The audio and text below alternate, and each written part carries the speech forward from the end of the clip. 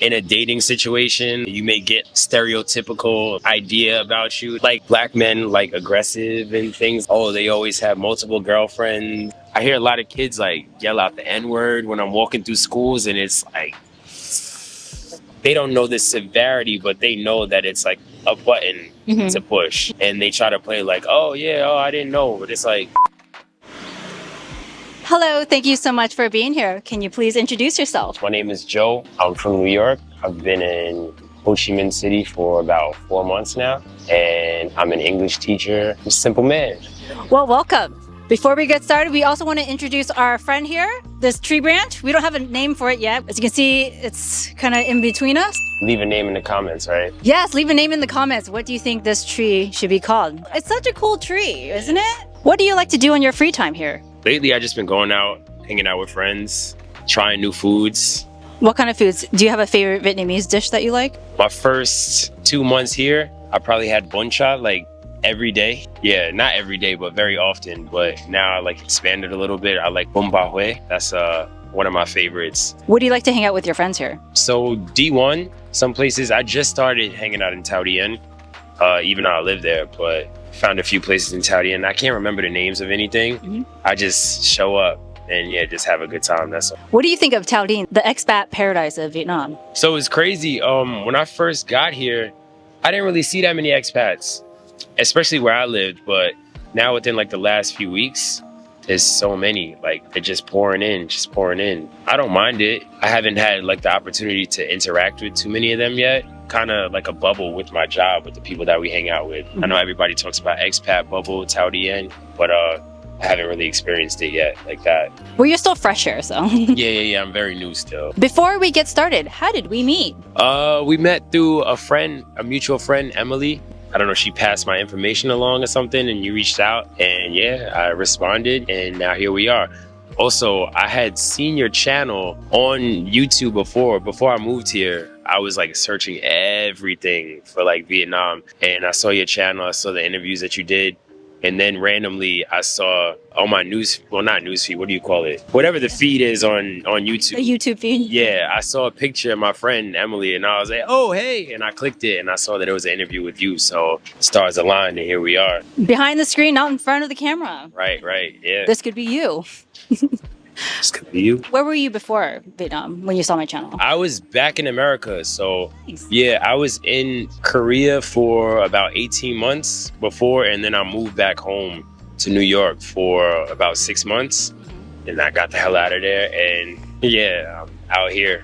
Before you were searching for Vietnam, what information were you searching for or what you were trying to look for? I watch a lot of travel documentaries and vlogs. So there's a Best Ever Food Review show. Love him. I've been watching that show for probably like 3-4 years now. Also, Anthony Bourdain, I know how he loved Vietnam.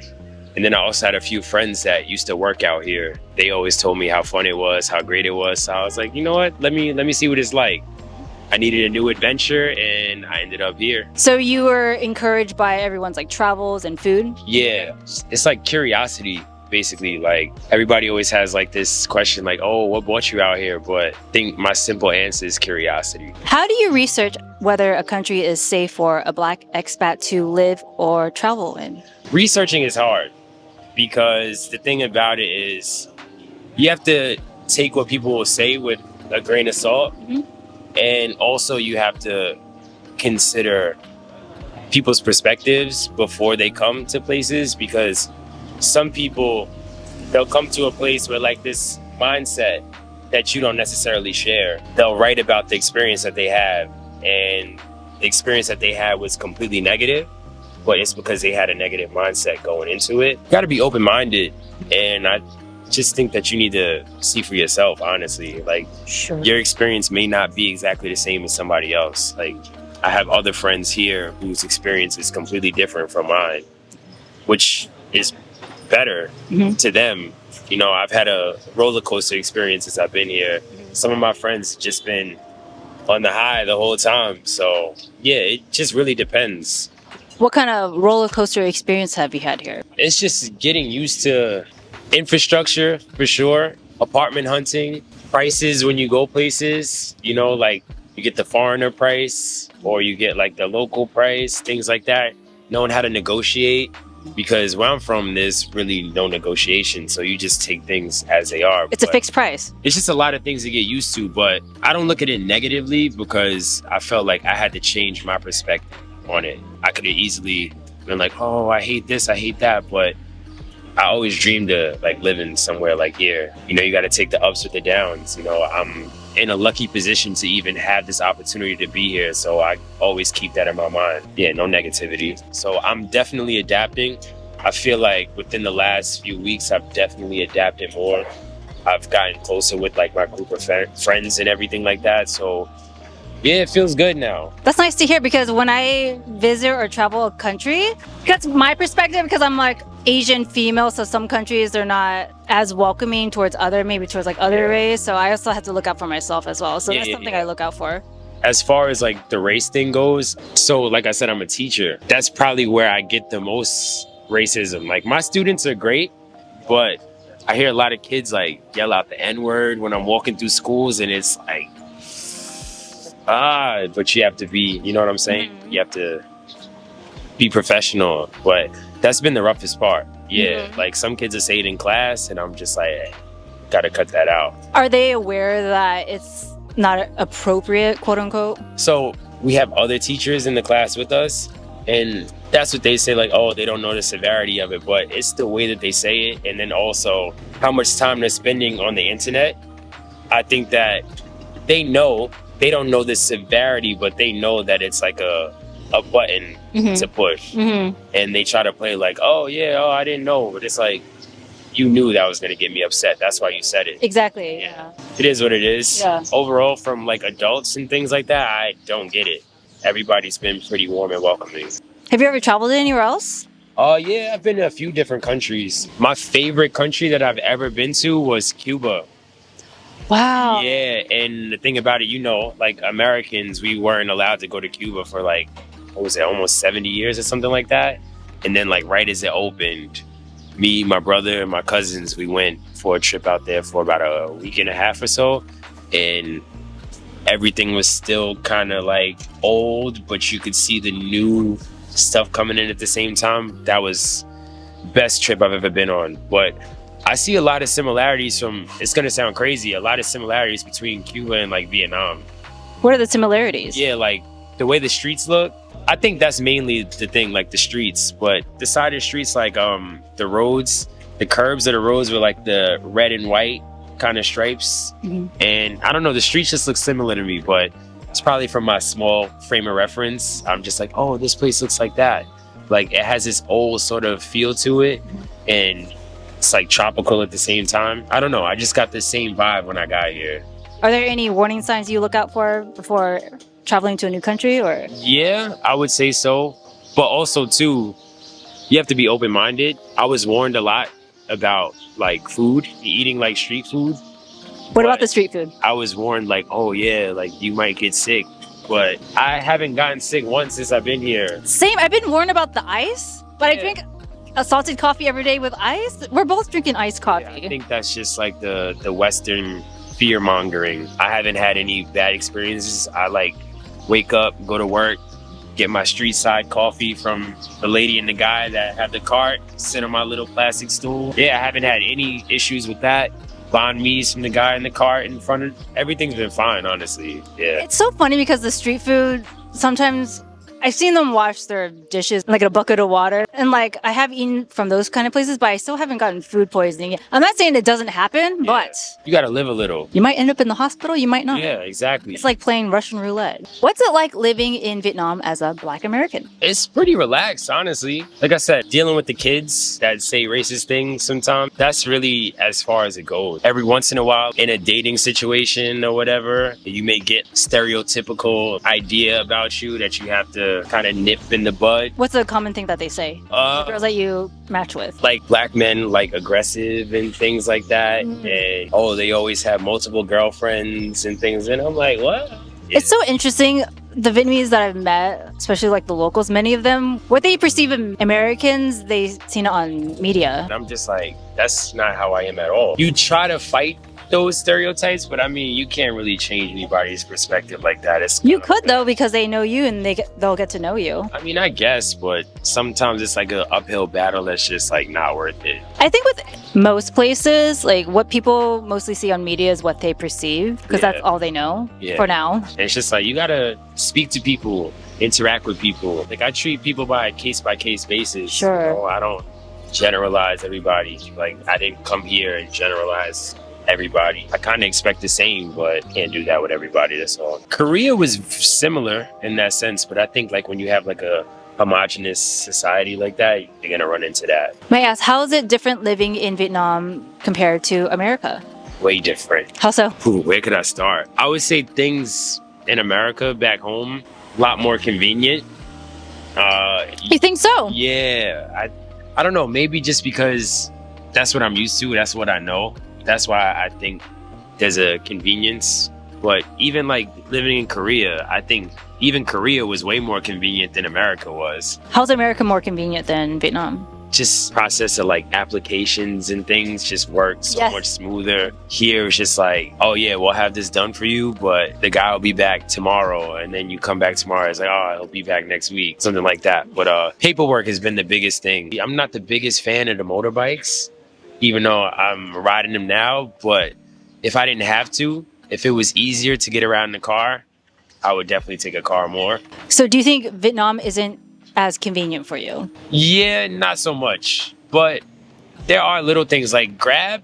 Grab is amazing, super convenient. From my 4 months experience, maybe that'll change eventually because I haven't been able to see everything. Oh, one thing, buying clothes, difficult. How so? I cannot find my shoe size anywhere. And then when I buy pants, I can't find pants that are long enough for my legs. So they'll fit me, but they'll stop like right here. And I didn't come with the right type of shoes for like pants that stop right here. So trying to find shoes that match those pants is just, difficult. Buying clothes, not very convenient. How tall are you? 5'11". I'm not gonna say 6 feet, that would be a lie, but yeah, I'm definitely 5'11". Round it up, 6 feet. Yeah. Nah, that's a problem for some people. And what else? Buying things on Lazada. How so? How's it inconvenient? The pictures. So you get catfish, right? Yeah. Oh, I get catfish. I got catfished on a book bag today that took 2 weeks to get here, first of all. Then I got the book bag. I was excited. I really wanted it. I was happy to get it. I opened it. I was like, what is this? Yeah, I had no idea what this book bag was. It wasn't like the picture. I don't even know, but what did they send you? I don't know. It was like, it looked like Adidas, but it wasn't Adidas. It wasn't what I ordered. Was it totally different from the photo? Totally different. I also bought pants on Lazada the other day, and they fit, but the whole like where you gotta put the button, where you button at the waist, it wasn't cut on any of them. So I was trying to like stab it through, but the material is so thick, I couldn't stab through it. So this catfishing me with. What I've learned on Lazada, I always look at the reviews and if they have any like customer photos of the product, but yeah, I gotta learn that trick. Get excited and then next thing you know, it's not adding up. What's one thing you wish you knew before moving to Vietnam? I wish I knew that it was gonna be hot like this all the time. I mean, I knew that it was gonna be hot, but nothing could have prepared me for really being in it. I think my body's adjusted, but first 2-3 weeks here, I was just a sweaty mess. But I wasn't prepared for the heat. Another thing I wish I knew was how crazy the streets were. I had no idea. That's what I mean. Like, you have to go places and see for yourself. Like, you can research as much as you want, but until you go out, you see the streets, you talk to the people, you get in the environment, nothing can really prepare you for what the real deal is going to be. So it's not a bad thing. It's not like a negative, oh, I wish I knew this. But yeah, I wish I had those ideas like before I got here. Yeah, I agree. You have to experience it for yourself. Because it's not like how it is in video or photos, but once you're in it, I'm like, oh. I embrace the chaos. Well, you're in the right place. Exactly. What's your favorite thing about living in Vietnam so far? The free-spirited people that I meet. And also just like, it's just kind of laid back. Like, it's chaotic in certain areas, but it's very laid back too at the same time. I've never been somewhere that's been like complete opposites, but it works. What do you mean complete opposites? The streets are chaotic, like motorbikes on the sidewalks and everything, but then also people are just so chill, just like laid back. You would think that everybody would be like so high energy, high paced and pushy, but not at all. Very laid back. I don't feel stressed by people, but like I said, motorbikes on the sidewalk, that stresses me out. But once you sit down, you talk to people and you're just enjoying the scenes, having a good time, having a coffee at a cafe, it's very relaxed, very laid back. Like there's rules, but it's like, do we really have to follow those rules? There's some gray areas. What's your unpopular opinion of Vietnam? Food gets a bit repetitive at times. I feel like I'm running out of options. And it's just like, I don't always want foreigner food. Because like when I get foreign food, it's not always like, it's not great. I agree. I feel like the Western food here hasn't, maybe I'm comparing it back to America, but it's all right. Sometimes they'll do the job. Like Mexican food, but it's like, it's not like how it is back home. And it's expensive too. And you're like, I just paid all of this money. And what Vietnamese food, it's like just made with love. Ingredients are always good, fresh veggies, and it's not expensive. I would think that the quality of that food should be more expensive than the quality of the Western food that I'm getting. But there's a lot more ingredients and hours cooked in Vietnamese food. Yeah. So the Vietnamese food is way better than the Western food. That should be expected when you live in the country. Did you know in Vietnam, you know how in America or Western countries, like we love with our heart, but in Vietnam, they love with their stomachs. In America, you know how we'll be like, how are you? Here, they don't say, how are you? Because if you ask someone that, like a local, they'd be like, why are you asking? Do I look sick? So they'll ask you like, oh, have you eaten yet? I heard something like, have you eaten rice today or something like that? Yeah. That's their way of showing love or that they care. You know? I like that. I'm taking Vietnamese lessons, so that was what my teacher told me. This is by far probably one of the hardest languages ever. Oh my God. I try and like learn. It's frustrating. I can read the words, but then when I try to say it, I'm just like, that's not what I thought it said. The one I learned, pho. I used to call it pho. American. Everybody's like, what are you talking? It's like, it's pho. And I'm like, oh, okay. Now I got that. That was good. At least you're learning. When I was talking with our friend Emily, she was mentioning like she's met some expat that lived here for 10 years and they don't even bother trying to learn the local language. See, that's disrespectful. If you're gonna live somewhere and you're gonna benefit off of the society, you should also respect it. And I feel like part of respecting it is learning how to communicate with people. I know it's difficult, but 10 years is like that's ridiculous. What's the biggest shock you've had in Vietnam? Sidewalks are not safe. These motorbikes, people, they get tired of sitting in traffic and they just, and now the sidewalk is a street now. It's a new lane. Yeah, you gotta duck and dodge. I used to like walk with my headphones on, and then I realized like, all right, I gotta keep my wits about me because you might get mowed down. You don't hear it coming. Next thing you know, beep, beep, right behind you. Motorbike. I would say that's the biggest. Yeah, you can't do that back home. And then nobody says anything. You see like the police like just sitting there. There's everybody on the sidewalk. Nobody says anything. Like it's normal. Are there any common stereotypes the local Vietnamese have of Americans that you've experienced? None that I know of, but I mean, I can assume. So like when I see like Americans like out, some of them have like a sense of they run things or like things need to be up to their standards. I don't act like that here because I'm in a different place. I am not home. You can't live in a new place where things have been going on a certain type of way. They have their own culture and customs, and you can't expect them to be to your standards, expecting things to be to their standards, and they kind of have an attitude about them. I don't know if it rubs people here the wrong way, but when I see it, sometimes it just makes me cringe. Where have you seen an example of that? Like in restaurants and everything, like people like on the streets. I've seen people like curse at the people on the motorbikes. Yeah, on the sidewalk. And I'm just like, that's just what they do, man. Like, I know it's annoying, but that's just what they do. You can't get in a shouting match with this person. So the person's on the sidewalk shouting at the motorbike? Yeah. Because the motorbike went too fast by them, almost brushed their feet, something like that. Yeah. And then I think people complain about personal space here. Well, welcome. Yeah, personal space, that's big for me. It bothers me, but I'm just like, I mean, it is what it is. That's just something I got to get used to. I think that's the thing. Like, people don't want to get used to the way things are. And it's just like, you can't change that. There's nothing you're going to do. You can be as mad as you want, but there's nothing you can do to change that. So embrace it or go somewhere else. Any advice you'd like to share for any person of color who'd like to consider moving to Vietnam? Just do it. Because, like I said, people are going to have their different perspectives and ideas and experiences that they can tell you. But You got to be there to have your own experience. Your experience might be greater than what I'm telling you. It depends on you. It depends on your mindset. You know, there's a lot of opportunity here. I feel like there's a lot of great things that you can do here. Just come with an open mind. If you're curious, give it a shot. That's the best advice, because if you thought about doing it and you never did, it could be a regret that you have down the line. And I think that you're better off trying it and either loving it or hating it than not trying it at all and always thinking, what if? Don't do the what if. Give it a shot. Try it out. Well, thank you so much. Thank you. Thank you for sharing. Yeah. It's great having you. Thank you for having me. Of course. It's been a pleasure. Yes. Bye-bye. Bye-bye.